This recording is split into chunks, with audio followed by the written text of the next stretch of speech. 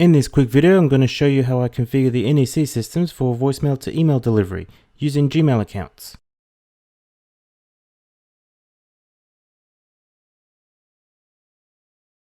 Hey, what's up guys? In this video, I'll be assuming you already have access to the phone system and the credentials for it. I'll be using PC Pro, but you can also use Web Pro, so don't be too concerned if you haven't got the software. So you press F5 to connect, and then F6 to take a download. Otherwise you can do what I do and press Ctrl D, which connects and then takes the download automatically. Or you can press the connect and download buttons manually. While we're waiting for the download, this is a good time to smash that like button for the YouTube algorithm. Really helps me out. Hey, on this channel we do quick and easy technical video tutorials, so if you're new here, you may want to consider subscribing. I'm just going to fast forward this because it does take a while to download on a SV9100.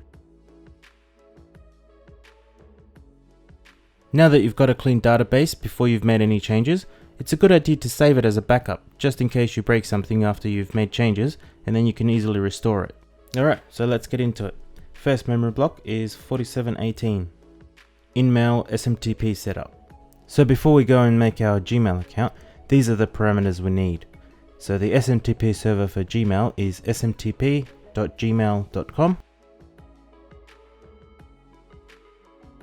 And the SMTP port is 465 as the NECs use SSL, and you'll have to turn on encryption, so tick that box below. Then we turn on authentication, and of course we don't have a username and password yet, so we'll open up a web browser and browse to accounts.google.com/signup. This will take you directly to the new Gmail account setup, so just create a new account for your customer or for your own system. So I'll just create a dummy account. I'll just call it YouTube demo, something like that.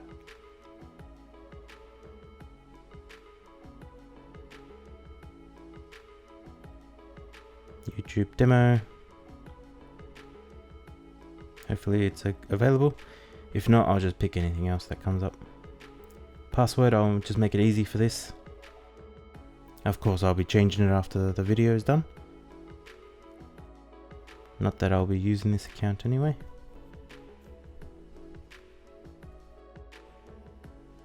So the password, as you can see, is YouTube123. Oh, that name is not available, so I'll just pick that one there. That'll do.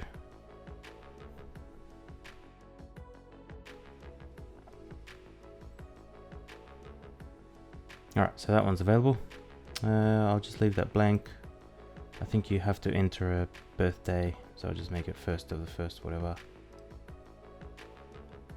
Gender, so you have to put in a birthday and gender. You can read through all that, hit next.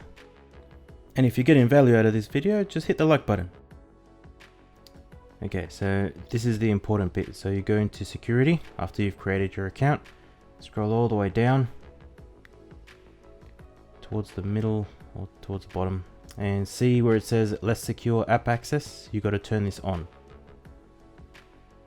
If you don't have that on, then your PBX won't be able to send emails using the account. So you'll have an alarm saying that that's turned on. So now you go to your Gmail mailbox and you'll have an email which you'll need to authenticate. So once this eventually loads,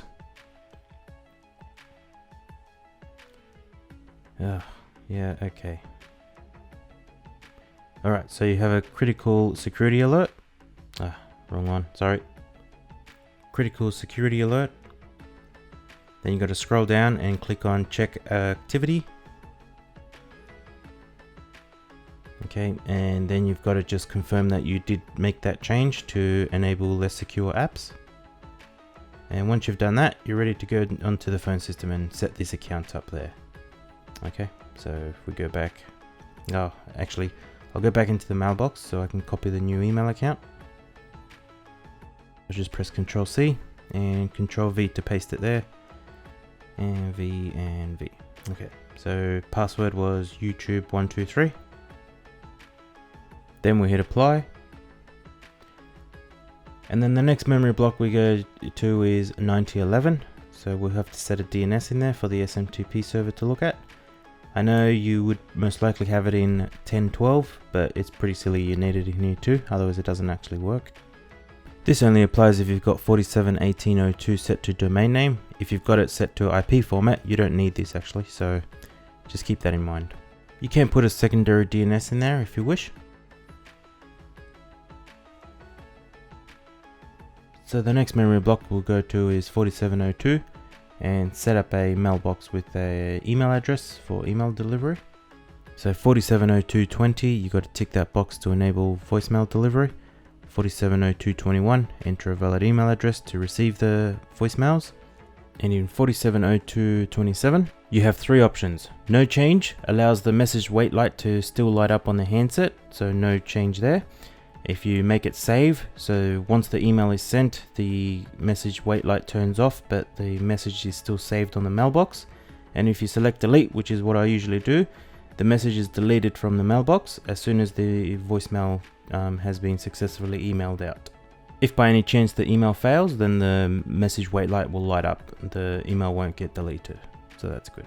So once you've applied and uploaded your changes, we'll head over to the Gmail mailbox and I'll make a test call. Please leave your message. Testing 1 2 3.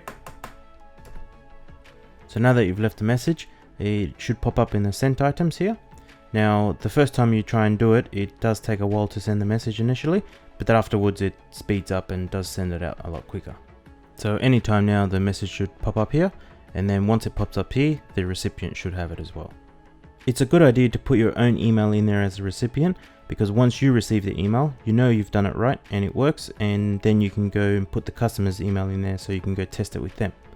So by the way, just in case you're not sure, the way I tested it was I just forwarded one of the extensions directly to voicemail, and I called the indel which is pointed to that extension, and that's why it's going directly to voicemail. The email's finally been sent, as you can see in the sent folder. It's got the WAV file attached, so if you go to the recipient's email, whether it was your own test email or the customer's email account, it should be sitting there waiting to be listened to. So if we head over to the recipient's email, in this case it's mine, you'll see the email is sitting right there waiting to be listened to. And if we go into it, we'll see more details about that call. And not to mention the attached WAV file that they can listen to. Alright, so that's pretty much it for the video. If you found this valuable, please consider liking and sharing this video, it really helps me out. And one more thing before we go, the voicemail to email feature does require licensing.